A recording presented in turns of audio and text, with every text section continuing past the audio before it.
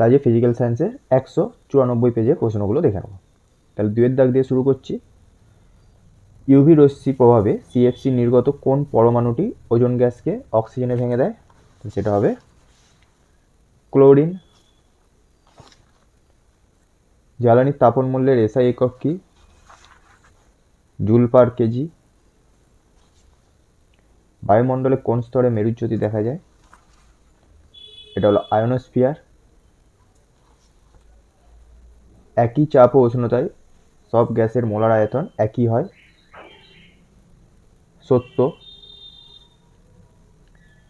চার্লসের সূত্রানুসারে ভিটির লেখচিত্র অঙ্কন করো। তাহলে মূল বিন্দুগামী।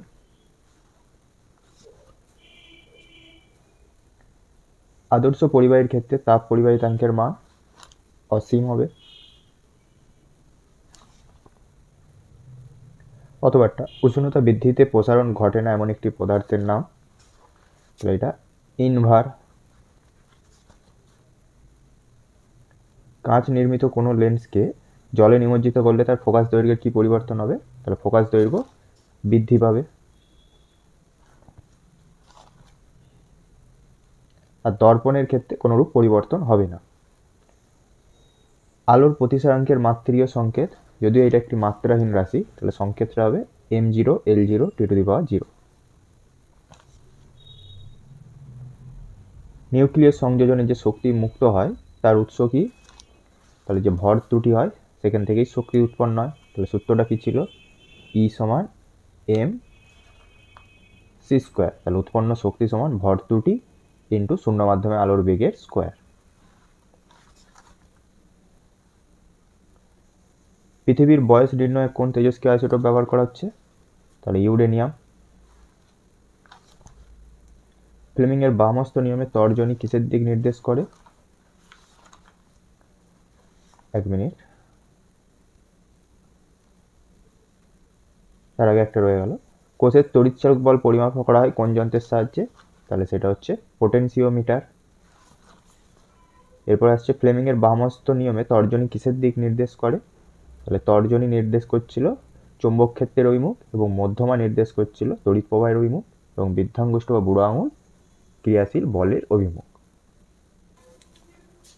তাহলে চুম্বক ক্ষেত্রের অভিমুখ নির্দেশ করে। বাম স্তম্ভের সাথে ডান স্তম্ভটা দেখে না। তীব্র তড়িৎ ধনাত্মক মৌল সিজিয়াম। 17 নম্বর গ্রুপ হ্যালোজেন। ধাতু সংকর কাঁসাতে উপস্থিত টিন। খাদ্য লবণ হচ্ছে তড়িৎযোজী যৌগ।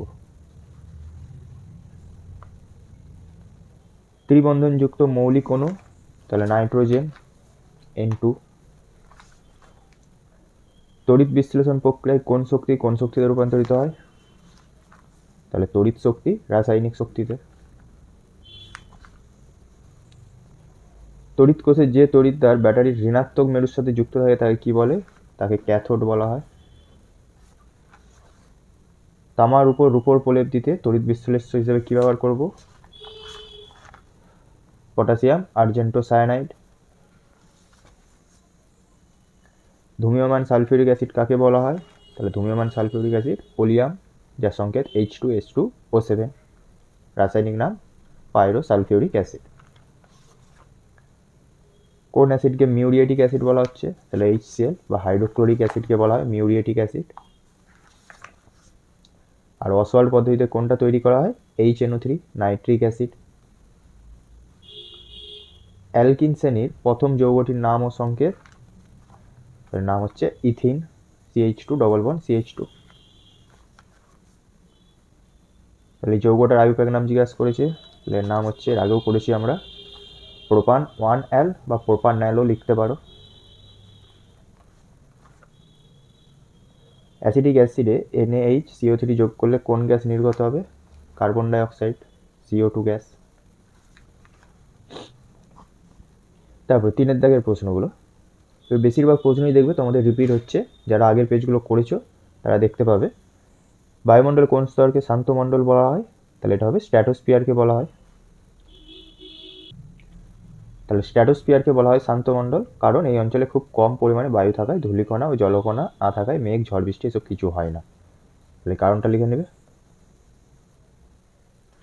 3.2-এর স্থির উষ্ণতা একটি গ্যাসের আয়তন 200 সিসি, চাপ হ্রাস করে প্রাথমিক চাপে অর্ধেক করলে আয়তন কত হয়? এই ধরনের অঙ্ক আগেও করেছি, আরও একবার হচ্ছে, উত্তরটা তোমরা মিলিয়ে নাও। তাহলে উত্তর হলো 400 সিসি।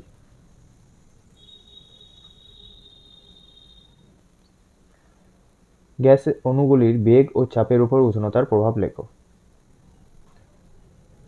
তাহলে গ্যাসের আচরণের অধ্যায় পেয়ে যাবে তোমার এই প্রশ্নের উত্তরটা। তাহলে এখান থেকে এতটা।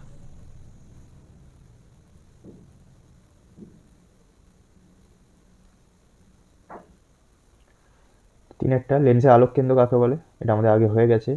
3.4 ফ্লেমিংয়ের বামহস্ত নিয়মটি লিখতে বলেছে। আর আশা করবো এই সূত্রগুলো তোমাদের এতদিনে মুখস্থ হয়ে গেছে, তাও একবার দেখিয়ে দিলাম। অথবাটা ডায়নামো ও বৈদ্যুতিক মোটরের পার্থক্য। তাহলে এটা হলো ডায়নামো এবং মোটরের মধ্যে পার্থক্য। এখানে আরো দুটো পয়েন্ট রয়েছে, একটু দেখে নাও। 3.5-এর প্রশ্নের উত্তরটা দেখে নাও।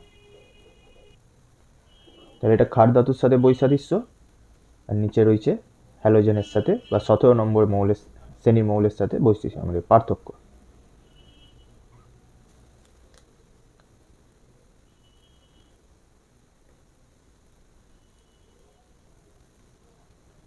তিন 3.6-এর যৌগের সংকেত কী হবে এবং কী ধরনের রাসায়নিক বন্ধন? তাহলে তড়িৎ যৌগ হবে, তার সংকেত হচ্ছে Ba2। যেহেতু শেষ কক্ষে বি এর দুটো ইলেকট্রন আছে, সে ত্যাগ করে দিবে, তাহলে তার অষ্টক করতে হবে এবং প্রত্যেকটা এ মৌল একটি করে ইলেকট্রন গ্রহণ করে তাদের অষ্টক পূর্তি লাভ করবে। নেসলার বিকারকের নাম, সংকেত আর ইউরিয়াস শিল্প উৎপাদন। নেসলার বিকারক, তার নাম এবং সংকেত এখানে রয়েছে। আর ইউরিয়াস শিল্প উৎপাদনটা অ্যামোনিয়া থেকে,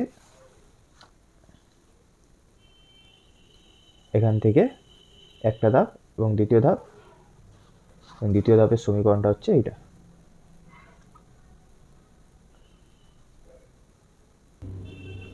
আটেরটা জিঙ্ক ও কপার ধাতুর আকরিক এবং সংকেত লেখো। তাহলে এই আকরিক এবং সংকেতগুলো এখান দিয়ে দেখে নেবে। এছাড়াও সংকর ধাতুগুলোর উপাদান এবং তাদের ব্যবহারগুলো ভালো করে দেখে রাখবে। তাহলে কার্যকারী গ্রুপ কাকে বলে? এটাও আগে হয়ে গেছে। তাহলে ফেনলের মধ্যে উপস্থিত কার্যকারী গ্রুপ OH। রূপান্তর করো অ্যাসিটিলিন থেকে আমাদের ইথেন। তাহলে এটাও আমরা আমাদের অ্যাসিটিলিনের হাইড্রোজেনের সাপেক্ষে দ্রুত বিক্রিয়া সেইখানে পেয়ে যাবে। এবার 4-এর দাগের প্রশ্নগুলো।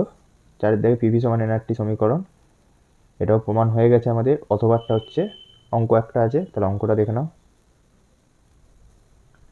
এই ধরনের অঙ্ক আমরা আগে একটা করেছিলাম, একই রকমই প্রায় অঙ্কটা, এককগুলো চেঞ্জ করতে হবে, এইটুকুটাই যা কাজ। বাকি সমান আদর্শ গ্যাস সমীকরণের যে সূত্র পিভি সমান NRT, সেখান থেকেই হবে। 28.85 একটু ক্যালকুলেশন করে নেবে এখানটা। 4.2 অঙ্কটা রাসায়নিক গণনা যে রয়েছে এটা একটু দেখে নাও।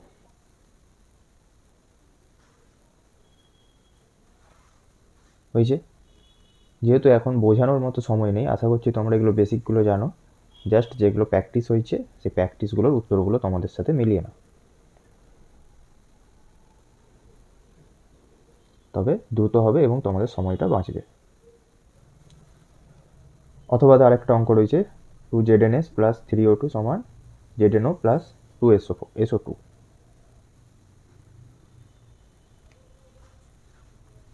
হয়েছে? দেখো সমীকরণ অনুসারে 2 মোলের জন্য 2 মোল SO2 উৎপন্ন হচ্ছে এবং 2 মোল ZNS জন্য 81.5 গ্রাম ZNO উৎপন্ন হচ্ছে। তাহলে সেই অনুসারে আমরা সাজিয়েছি।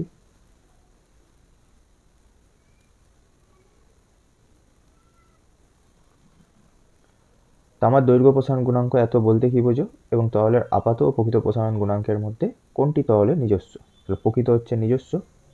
আর আগের প্রশ্নটা একটু দেখে নাও।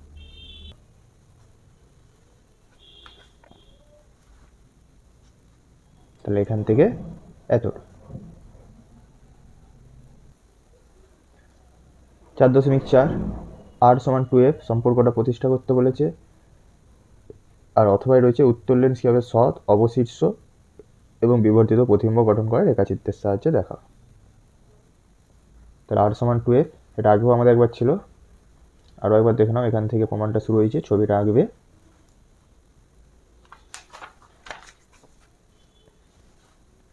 তাহলে এতটা। এটা হলো অবতল দর্পণের ক্ষেত্রে, আর যদি উত্তল বলে সেক্ষেত্রে এই প্রমাণটা এতটা পর্যন্ত। আর উত্তল লেন্সের সাহায্যে বিবর্তিত সৎ প্রতিবিম্ব, তাহলে এই সৎ প্রতিবিম্ব বস্তুটিকে F এবং 2F এর মাঝে যদি রাখা হয় তাহলে সৎ প্রতিবিম্বের সৃষ্টি হচ্ছে বিবর্তিত। এই ছবিটা এঁকে নেবে। 4.5 কাঁচের পরম প্রতিসারাঙ্ক বলে দিয়েছে এবং জলের বলে দিয়েছে। তাহলে যদি কাঁচের মধ্যে আলোর বেগ 2 × 10⁸ হয় তাহলে জলের মধ্যে আলোর বেগ কত? তোমরা দুভাবে অঙ্কটা করতে পারো। প্রথমে শূন্য মাধ্যমে আলোর বেগ দুটোর ক্ষেত্রেই বের করে সমান দেখিয়েও করতে পারো, অথবা তোমরা এই সূত্রটাও লিখেও করতে পারো যে মিউজি ইন্টু ভিজি, মানে কোনো মাধ্যমের পরম প্রতিসারাঙ্ক ইন্টু ওই মাধ্যমে আলোর বেগ সমান হচ্ছে দ্বিতীয় মাধ্যমের পরম প্রতিসারাঙ্ক ইন্টু ওই মাধ্যমে আলোর বেগ। কিছুটা আমাদের বয়েলের সূত্রে যেমন P1 V1 সমান P2 V2 পড়েছিলাম সেই অনুসারে। তাহলে যেটা তোমাদের ইচ্ছা সেই হিসাবে করবে, দুটোই চলবে। তাহলে উত্তর হলো 2.25 × 10⁸ মিটার/সেকেন্ড। 6টা তড়িৎ প্রবাহ সংক্রান্ত জুলের হবে, এটা জুলের সূত্রগুলি বিবৃতি করো। তাহলে জুলের 3টে সূত্র 1 2 3, এখান দিয়ে আমরা গাণিতিক রূপ পেয়েছিলাম H সমান I²RT/J। তাহলে 3টে সূত্রই মুখস্থ করতে হবে। 4.7 একটি বাল্যচক্রের ঘূর্ণন কীভাবে প্রভাবিত হবে? তড়িৎ প্রবাহের দিক যদি উল্টে দেওয়া হয় তাহলে ঘূর্ণনের প্রবাহের দিকও উল্টে যাবে। চুম্বক ক্ষেত্র অপসারণ করলে ঘূর্ণন বন্ধ হয়ে যাবে। সি পরিবর্তিত প্রবাহ ব্যবহার করলে সেক্ষেত্রেও ঘূর্ণন বন্ধ হয়ে যাবে। অথবাটা 12 ভোল্ট তড়িৎচালক বল এবং 0.5 ভোল্ট অভ্যন্তরীণ রোধ সম্পন্ন একটি কোষকে 2.5 ভোল্ট ওহম বহিস্থ রোধের সঙ্গে যুক্ত করলে নষ্ট ভোল্ট কত হবে? তাহলে প্রথমে তড়িৎ প্রবাহ মাত্রাটা বের করে নিলাম তড়িৎচালক বলের সূত্রানুসারে। কত বেরোলো? 4 অ্যাম্পিয়ার। আর নষ্ট ভোল্ট মানে আমরা জানি কি, তড়িৎ প্রবাহ মাত্রা ইন্টু স্মলার অর্থাৎ অভ্যন্তরীণ রোধ। তাহলে বেরোলো 2 ভোল্ট। 4.8 তাহলে এই পরমাণু থেকে দুটি আলফা কণা এবং একটি বিটা কণা নির্গত হলে নতুন পরমাণু ক্রমাঙ্ক আর ভর সংখ্যা কত হবে? তাহলে দুটো আলফা কণা বেরোলে পরমাণু ক্রমাঙ্ক 4 ঘর কমবে এবং ভর 4 দুগুণে 8 ঘর কমবে, এবং একটি বিটা কণা নির্গমন হলে পরমাণু ক্রমাঙ্ক 1 ঘর বৃদ্ধি পাবে, ভর সংখ্যার কোনোরূপ পরিবর্তন হবে না। তাহলে পরমাণু ক্রমাঙ্ক হচ্ছে 89 এবং ভর সংখ্যা হলো 226। তড়িৎ ঋণাত্মকতা কাকে বলে? 4.9। তাহলে এখান থেকে এতটা তড়িৎ ঋণাত্মকতা কাকে বলে। আর এই পর্যায় এবং শ্রেণী বরাবর কীভাবে পরিবর্তিত হয় সেটা এখানে লেখা রয়েছে, একটু দেখে নাও। এতটা পড়তে হবে না, কেবলমাত্র মনে রাখবো পর্যায় বরাবর বাম দিক থেকে ডান দিকে গেলে বৃদ্ধি পাবে এবং শ্রেণী বরাবর উপর থেকে নিচের দিকে নামলে হ্রাস পাবে বা কমতে থাকবে। আর সর্বাধিক হচ্ছে ফ্লোরিন এবং সর্বনিম্ন হচ্ছে সিজিয়াম। অথবা একটা মেন্ডেলিভের পর্যায় সারণীর দুটি ত্রুটি লেখো। পর্যায় সারণী কোন শ্রেণীতে কঠিন, তরল এবং গ্যাসীয় সকল মৌলই পাওয়া যায়? তাহলে এই প্রশ্নটা আমাদের রিপিট হচ্ছে। তাহলে কোন শ্রেণী? 17 নম্বর শ্রেণী, অর্থাৎ হ্যালোজেন মৌলের গ্রুপে কঠিন, তরল এবং গ্যাসীয় 3 ধরনের মৌলই পাওয়া যায়। আর মেন্ডেলিভের পর্যায় সারণীর দুটি ত্রুটি লেখো। তাহলে এটা দেখে নাও। তাহলে ত্রুটিটাও আমাদের হয়ে গেছিলো, তাও একবার দেখে নাও। এখানে রয়েছে আমাদের প্রশ্ন উত্তরটা, অনেকগুলো ত্রুটি রয়েছে, তোমরা একটু ভিডিওটা পজ করে দেখে নেবে। অ্যামোনিয়াতে নাইট্রোজেন পরমাণুর উপস্থিতির প্রমাণ দাও। তাহলে অ্যামোনিয়ার বিজারণ ধর্মটা লিখতে হবে, যে কোনো একটা সমীকরণ দিবে তাহলেই হবে। দুটো দেওয়া রয়েছে, তোমরা একটার পরে একটাই লিখি এখান থেকে এতটার মধ্যে।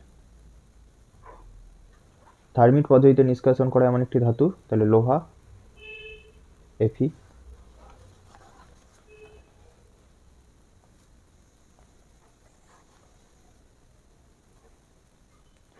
12টা পিভিসি, পলিথিন এবং টেফলনের মনোমারের নাম এবং ব্যবহার।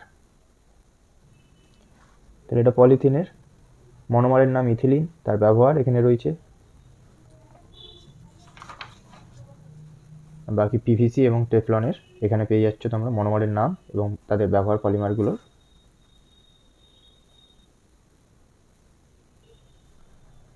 অথবা প্রশ্নটা সমগণীয় শ্রেণীতে পরপর দুটি যৌগের মধ্যে আণবিক ভরের পার্থক্য কত এবং ইথাইল অ্যালকোহল থেকে ডাইইথাইল ইথার কীভাবে প্রস্তুত করা হয়। আণবিক ভরের পার্থক্য হচ্ছে 14U, আর অতিরিক্ত নির্জল ইথানলকে গাঢ় H2SO4 উপস্থিতিতে 140 ডিগ্রি সেন্টিগ্রেড উষ্ণতায় উত্তপ্ত করলে ডাইইথাইল ইথার উৎপন্ন হয়। তার সমীকরণটা দেওয়া রয়েছে এখানে, তো দেখে নাও। হয়ে গেল, অনেকগুলো পেজই আমাদের হয়ে গেছে। যারা আগের পেজগুলো দেখোনি তারা প্লেলিস্ট পেয়ে যাবে ডেসক্রিপশনে, সেখান থেকে দেখে নেবে।